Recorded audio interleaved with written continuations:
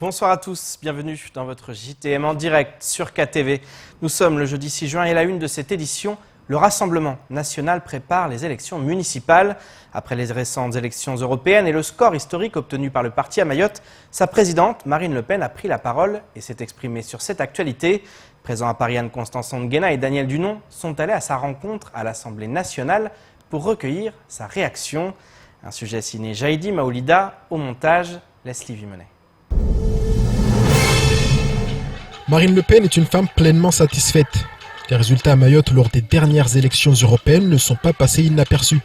Et la présidente du Rassemblement national compte désormais s'implanter localement dans le paysage politique de l'île. Bien évidemment, nous devons maintenant nous structurer localement. Et moi j'appelle tous ceux qui partagent cette idée que Mayotte ne doit pas se perdre ou être perdu par un gouvernement impuissant à la protéger, à s'engager maintenant auprès de nous. Présente sur tous les fronts, Marine Le Pen réagit également sur les récents propos du président de l'Union des Comores, Assoumani Azali, qui une énième fois revendique l'appartenance de Mayotte aux Comores. La leader du Rassemblement national appelle notamment au retrait de l'ambassadeur de France à Moroni. On laisse le président comorien multiplier les déclarations qui sont quasiment des déclarations de guerre puisqu'elles visent à attaquer notre intégrité territoriale. Je pense que donc il faudrait immédiatement convoquer l'ambassadeur et puis il faudrait surtout arrêter le versement des 135 millions qui sont envisagés sur les 5 prochaines années et qui sont versés aux Comores alors qu'il serait beaucoup plus nécessaire pour permettre le développement économique de Mayotte et sa sécurisation.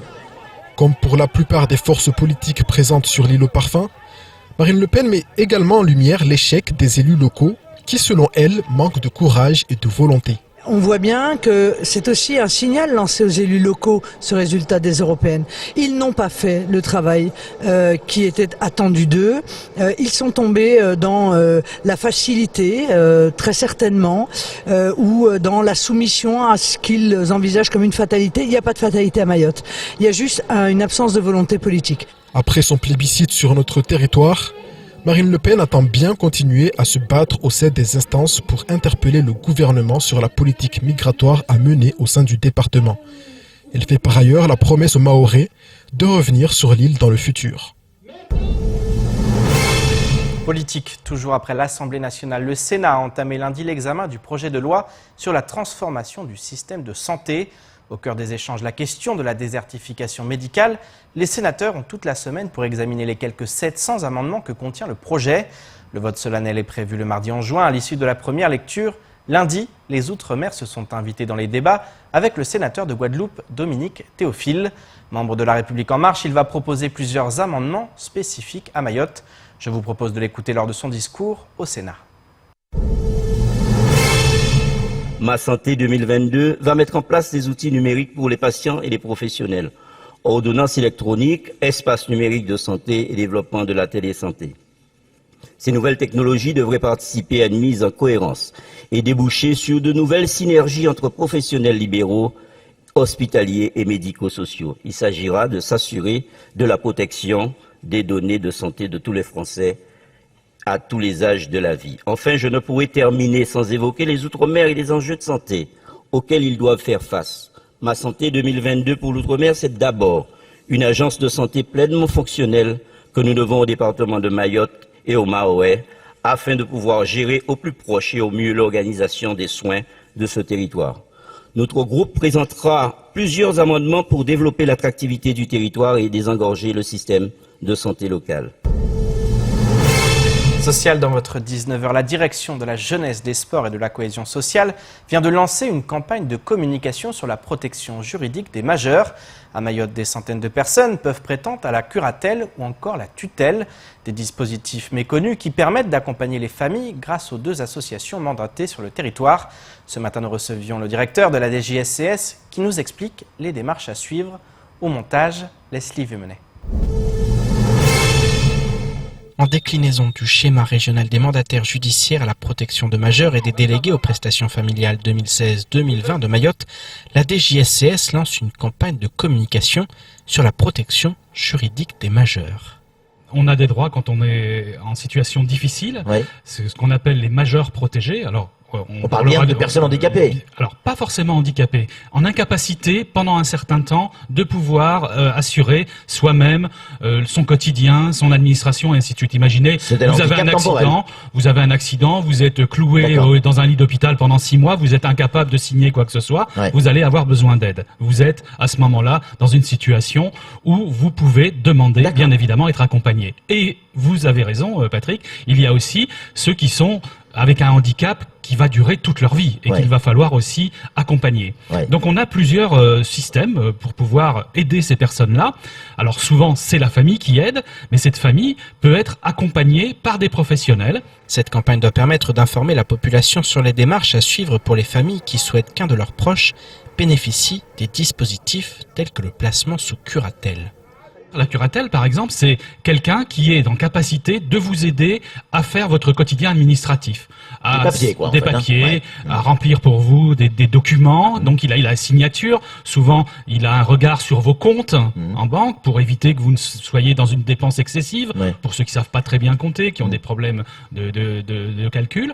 Et puis, donc, ça peut se renforcer. Ils sont dans l'incapacité de le faire, tout simplement. Ils sont dans l'incapacité de le faire momentanément ou permanent. Vous avez le système de curatelle renforcé, où là vraiment on a un contrôle encore plus proche de la personne, et puis la gamme au-dessus c'est la tutelle, et donc tout ça c'est un juge, c'est le juge des tutelles qui va statuer avec le travail des associations sur le terrain. L'État et le conseil départemental offrent des subventions aux 2 associations tutélaires que sont l'UDAF et Mlési Mahorais. L'objectif est de simplifier les lourdeurs administratives grâce à des permanences installées dans les CCAS de l'île. Il faut savoir, sur notre territoire de Mayotte, c'est principalement les familles. À 80%, c'est les familles qui sont les accompagnants. Alors ça évolue petit à petit, puisque le contexte familial évolue aussi sur notre territoire, mais principalement, ce sont les familles.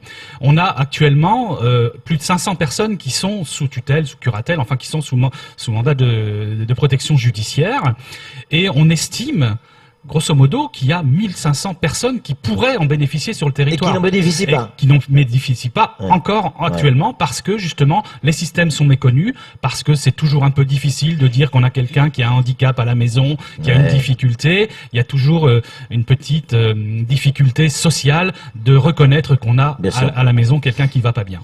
Des dispositifs méconnus qui, ajoutés au tabou du handicap, donnent souvent lieu à une absence de prise en charge pour des personnes vulnérables. La campagne prend donc la forme de 2 spots télévisés et de permanences d'information pour le grand public. Les malheurs d'Air Austral, une nouvelle opération du CODAF ou encore la condamnation de Husseini Balahachi. Voilà ce qu'il faut retenir du reste de l'actualité locale. Place aux brèves de ce jeudi 6 juin. 2 mois, c'est le temps que sera cloué au sol l'un des Dreamliner 787 d'Air Austral. En cause d'une nouvelle fissure dans les ailettes du moteur, véritable défaut sur ces géants des airs. L'an dernier déjà, les 2 Dreamliner ont été immobilisés pendant plus de 2 mois pour changer ces pièces. Les autorités aériennes ont d'ailleurs imposé aux compagnies utilisant ces Boeing un plan de surveillance impliquant des contrôles périodiques. Air Austral effectue un test tous les mois et lundi dernier, l'examen a révélé une fissure. Ce problème technique est lourd de conséquences pour la compagnie, mais aussi et surtout pour les voyageurs.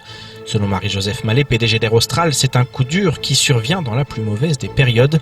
La compagnie travaille pour trouver des solutions limitant au maximum les conséquences sur les clients. Reste maintenant à espérer que le président de la République annoncera la piste longue afin d'ouvrir à la concurrence et permettre à de nouveaux types d'avions de se poser à Mayotte. Le comité opérationnel départemental antifraude CODAF poursuit son plan d'action et a procédé au contrôle des magasins, stands et vendeurs à la sauvette pendant toute la durée de la foire du Ramadan de Koungou. Le 4 juin dans la matinée, une nouvelle opération a engendré 17 contrôles dans des magasins, sur des stands et auprès des vendeurs à la sauvette. Plusieurs situations de travail illégal et d'emploi de mineurs de moins de 16 ans ont été relevées et donneront lieu à des poursuites. 234 produits de contrefaçon ont par ailleurs été consignés par les douanes. Le CODAF rappelle que l'installation d'un stand sur la foire est réservée aux commerçants et doit se faire sur un emplacement identifié et numéroté. Les commerçants doivent s'acquitter de la redevance municipale correspondant à l'emplacement qu'elles souhaitent occuper et doivent pouvoir justifier de leur qualité de commerçant lors de tout contrôle.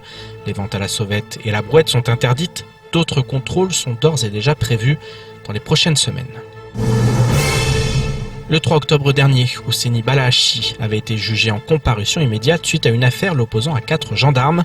Invité à décliner son identité lors d'une opération de lutte contre l'immigration clandestine à Combani, le syndicaliste se serait alors rebellé. Après plus de 24 heures de garde à vue le 3 octobre dernier, les juges l'ont condamné à 2 mois de prison avec sursis et 100 € d'amende pour 2 des gendarmes. Jugeant les faits particulièrement graves, le procureur qui avait requis 8 mois de prison avec sursis a déposé un recours en appel. Hier, le jugement s'est soldé par une condamnation à 1 000 € d'amende, auxquels s'ajoutent les 100 € par gendarme. Les 2 mois de prison avec sursis n'ont pas été retenus par les juges. Cependant, il est considéré coupable de rébellion, mais également d'outrage, chef d'accusation qui n'avait pas été retenu lors du jugement en première instance. Pour son avocat principal, Maître Angilani, la déception est de mise. Quant au syndicaliste, il annonce qu'il communiquera prochainement sur ce verdict. On termine ce journal avec la 2e édition du concours d'éloquence qui aura lieu ce samedi au collège K2. 12 jeunes orateurs prendront la parole en public par le biais de multiples épreuves, des thèses à défendre, des duels ou encore des combats en équipe. Un événement que tous attendent avec à la fois anxiété et impatience. L'occasion pour ces jeunes de découvrir le pouvoir du discours, autant dans le fond que sur la forme. Comment ces jeunes se sont-ils préparés à l'événement? Comment ce dernier se déroulera-t-il? Un sujet signé Marion Tellier.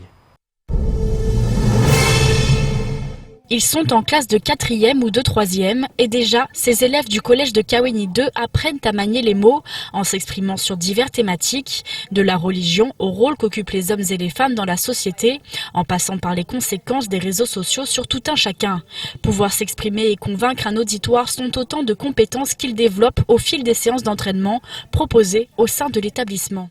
On nous donne des thèmes, on nous demande des fois de préparer des discours et puis on nous donne des conseils pour essayer de nous améliorer. À la base, je suis plutôt timide et ça me permet de pouvoir m'exprimer devant les gens en ayant moins peur. Après, voilà, ça reste la même chose, je reste la même personne, mais quand même on voit une évolution, on a moins peur de s'exprimer en public, on arrive plus à trouver nos mots, etc. Ça aura vraiment de ma vie que je fais de l'éloquence. Je doutais de mes capacités. Bon, j'ai énormément appris de moi.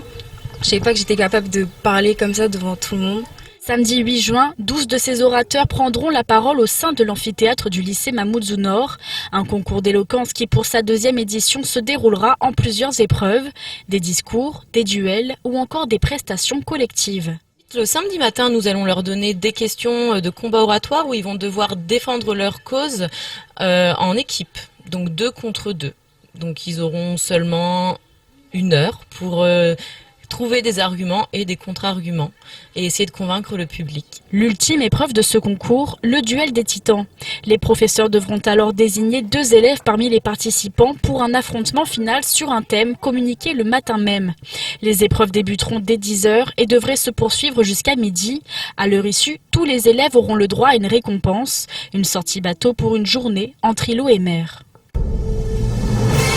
C'est la fin de votre journal. Merci de nous avoir suivis. Pour ma part, je vous donne rendez-vous demain dès 19h pour une nouvelle page d'actualité locale. Excellente soirée sur Kwezi.